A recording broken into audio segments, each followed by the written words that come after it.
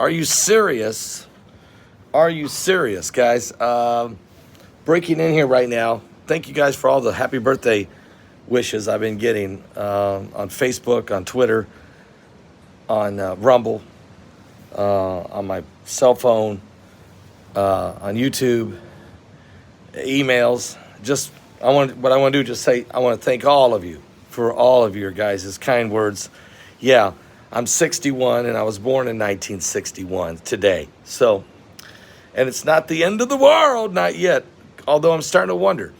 The United States has made some serious moves today, quietly behind the scenes, and also in public. Let me put a shout out right now for noblegoldinvestment.com. That's www.noblegoldinvestment.com.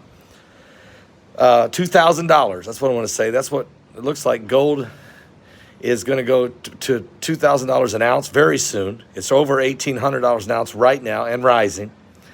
The inflation rate, of course, the outrageous gas prices, hyperinflation we've been dealing with, the taxation, the migration, the frustration, the whole financial situation has been a mess. But good news is that Bank of America says that in 2023, they expect gold value to increase to over $2,000, almost $2,100 an ounce. So you might want to consider rolling over that 401k you have for your retirement funds out of the volatile stock market into a gold or silver IRA. Just pick up the phone and call Colin Plume or one of his associates at 877-646-5347. That's 877-646-5347. And tell them that Pastor Paul sent you there. noblegoldinvestment.com. All right. So, yeah. First of all, openly, the president of Ukraine, Vladimir Zelensky, is about to walk into the White House any moment with a meeting with President Joe Biden. Obviously, he's looking for billions of more dollars worth of equipment and arms and missiles and defense systems and money. And he's going to get it. Okay. He's also not only meeting with President Biden, but he's going to also speak before a joint session of Congress. So it will be a huge deal he's making. Putin's very upset, very angry about it, and is threatening the United States continually with potential nuclear detonation. Matter of fact, he's threatening all of Europe, which is partly why Zelensky is there. I don't think the American people want to send this much money over there. I don't think that we really got a vote in this deal. I don't even think Congress got a vote in this deal, really. But something's about to take place. We're about ready to go to the next phase of this war, which is NATO stepping up the offensives against Russia, and the battlefield is Ukraine. I think that's what Mike from around the world told us. If you listen very closely Thursday night, he said, Paul, Ukraine is the staging ground for the ultimate battle that's coming between Russia and NATO, and that's going to be fought. The staging ground is Ukraine. That's where we're setting up our front line of defense. I should say ours, I mean NATO's. That is the front line of defense. And NATO and Ukraine really has no choice but go along with this strategy. And what I think that Zelensky is going to get told privately at the White House today, and also leaders of Congress, is that you just hang in there. Let us use your country as a staging ground to fight this battle that's coming. Yeah, your country is going to get blown apart, but when it's all said and done, we will rebuild it for you. Meanwhile, we'll keep funneling cash to you to keep your economy and keep your nation up and running until this thing is over. I think that's the deal that's being made right now, today, at the White House and at the Congress. So it's a big money deal also for the defense contractors, which, oh, by the way, that's why Dwight D. Eisenhower told us when he was president of the United States that the greatest threat to the United States as a republic is the military-industrial complex. Don't ever let it get a foothold. Well, I think it already has the foothold, believe me. Now, meanwhile, though, while that's going on, we do have other issues. The United States just flew stealth bombers over the head of North Korea, stealth jets, as Kim Jong-un's little sister threatened war with the United States and South Korea. The United States flew nuclear-capable bombers and advanced stealth jets in a show of force against North Korea yesterday as a powerful sister, the little sister of North Korea's little dictator, Kim Jong-un, derided doubts that her country's military and threatened a full-range intercontinental ballistic missile test. The deployment of the U.S. B-52 bombers and the F-22 stealth fighter jets for joint drills with South Korean warships was part of an agreement to protect South Korea with all available means, including nuclear, South Korea's defense ministry. So we are now threatening or show of force with our nuclear bombers. The drills, which also included the F-35 fighter jets and the F-15 fighter jets from South Korea, took place in the waters southwest of Jeju Island, according to the Ministry of South Korea. Now, the United States' F-22 fighter jets were deployed in South Korea for the first time in 4 years and will stay throughout this week for training with the South Korean forces. The drills were held after North Korea claimed to have launched a test satellite for the deployment of its first military spy satellite and tested a solid-fueled motor to be used on a more mobile intercontinental ballistic missile in the past several days.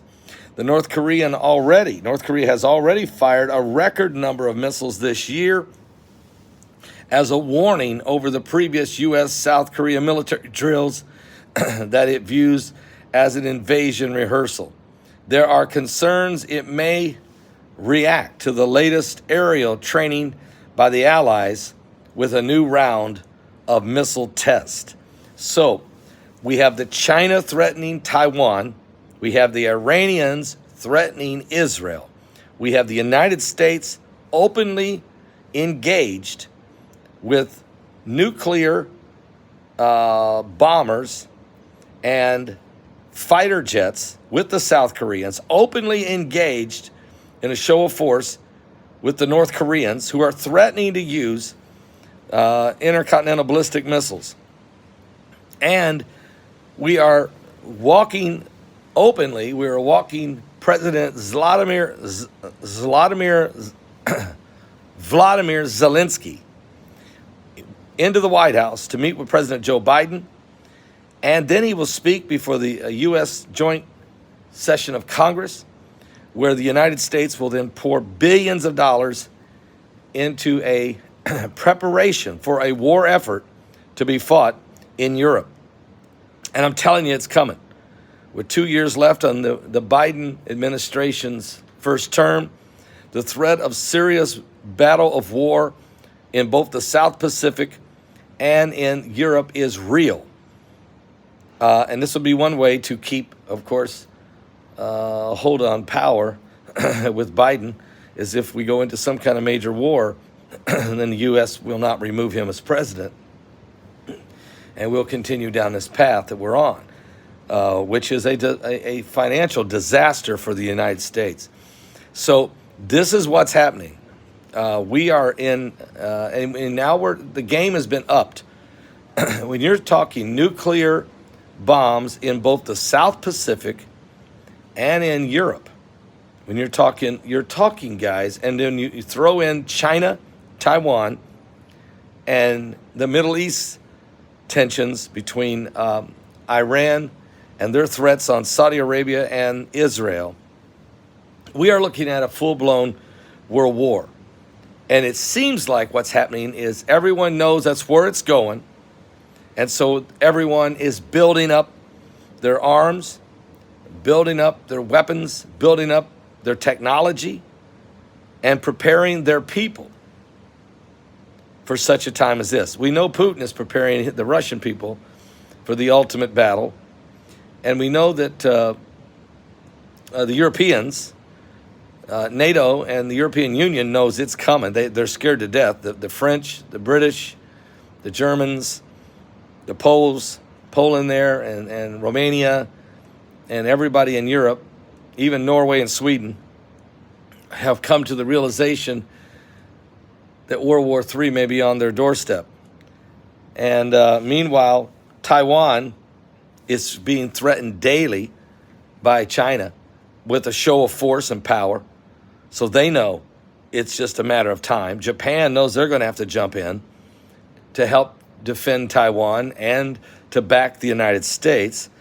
And the United States know they'll have to engage. And that will not just be with China over Taiwan, but it will also include dealing with the little dictator, Kim Jong-un, down there in North Korea and South Korea, which means South Korea will be involved. Then this forces these other nations that are very nervous, the Philippines, Vietnam, Malaysia, Indonesia, Micronesia, and the little islands like the American Samoa, Hawaii, Fiji, Vanuatu. All these islands know that they will be stomping grounds and set up grounds, locations and spots. So this is what I'm trying to tell you. The world is, this war with Ukraine and Russia is not about really Russia and Ukraine. It never has been. It's just it's the establishing of the front lines. The front lines are going to be in Ukraine. And you can expect it to spill over into probably Poland and Romania and Moldova and probably Belarus, kind of in that area. There will be cheap shots dropped into France and Britain if the Russians can. And there will be, of course, explosions going off in Russia as well. And then meanwhile, South Korea and North Korea will engage, and the Chinese will engage with Taiwan, and of course the Japanese will be involved. The U.S. will be involved on both those fronts, and then the Middle East also. So we'll be fighting a three-front war, which is even worse than World War II, where that was a two-front war. So, and we don't even know where we go from here. We don't know where it goes from here. We just know we're in the last days. Tonight I'll be co-hosting over at ffctv.info. I'll be co-hosting with Israel. I'll be co-hosting tonight with Israel Hall at 7 p.m. Eastern on the Getting Ready shows. Pastor Melvin is out of the country. He's in Colombia. So I'll be co-hosting with Israel Hall on the Getting Ready show tonight at ffctv.show. That's www.ffctv.show. That'll be tonight at 7 o'clock. Yeah, we're in the last days. Are you saved? I'll be back for more on the coming apocalypse.